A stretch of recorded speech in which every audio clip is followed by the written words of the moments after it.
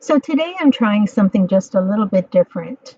Instead of having a video, I'm doing a photo shoot of something that I worked on where I was using up my white paper and creating die cut ephemera for use in my junk journals and other places. So the first thing I did was I got myself a roll of washi tape. Some of the current die cut companies have these rolls of washi tape that you can cut ephemera out of. So I grabbed a roll of that, and then I rolled it out and lined it up with the bottom of the paper and the side of the scrap piece of paper I was using. And using a Teflon scraper from a pot, actually, I just flattened it out onto the piece of cardstock. And the thing you have to know about it is you really want to keep it lined up at the one of the sides. In this particular piece of cardstock, I had more than the width, so I lined it up on the left-hand side and then flattened it all out to the end of the repeat. So at the end of the repeat, I went ahead and trimmed off the repeat and made sure that it was completely flat and I didn't have any rips or tears or wrinkles in it.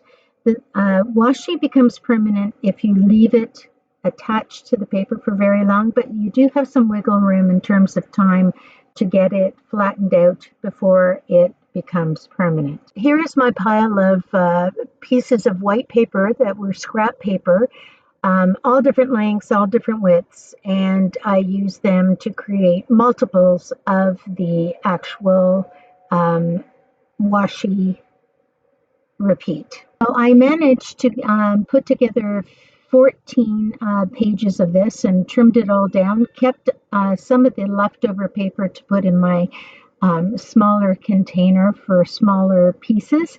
A lot of the side strips were a little bit too thin for me to use them for anything practical, so they ended up going into recycling. If you look at the bottom of my washi tape, it still has a ton of sections left on it. 14 was all I felt like doing for now. And now that washi tape I can pull out and use for many other reasons as well. So not just die cutting, but I can lay that right on to a piece of 12 by 12 and use it for scrapbooking. I can lay it right on any cards that I might want to make. So it can be used for much more than just die cutting purposes.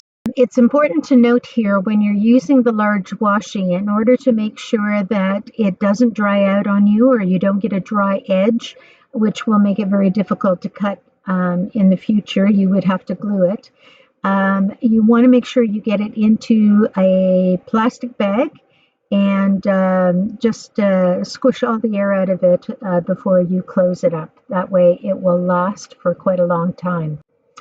So now I have put the washi on the board for the plates for my cutting machine, and the other thing you need to know about washi is it's really slippery. So you want to make sure that you go overboard with your taping it down. You want to tape down the actual washi tape paper combination onto your bottom board, and then you want to again over top of that, tape that die down. Otherwise, you're going to have a lot of shifting and you're going to end up with some weird cuts at the end. Here is the result of my first cutting. You can see that some of the edging, the white edging around some of the leaves and things is larger on some pieces than other pieces. This, I'm referring back to what I've just said about making sure you tape everything down nice and securely because it can shift in the cutting. In amongst the papers that I used to cut, I also had some vellum. So I cut two groups of the flowers in vellum, hoping that when I use them in my junk journals and things, they'll be a little more transparent. So you can see what's underneath the page coming through a little bit through the flowers, causing it to look a little bit more grungy.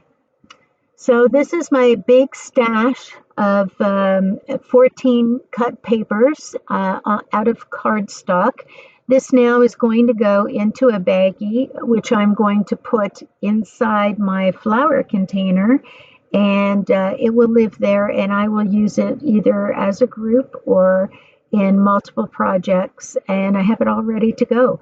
So that the idea of using washi with your scrap paper allows you to have your paper go longer and use it up in a different creative way, rather than just thinking about it as, a mat or a piece of decorative paper for on the page. It now has a purpose, and it's been used in conjunction with something else that would just sit around without being used after you did your first washi cut. I hope you enjoyed this process, and I will see you next Thursday.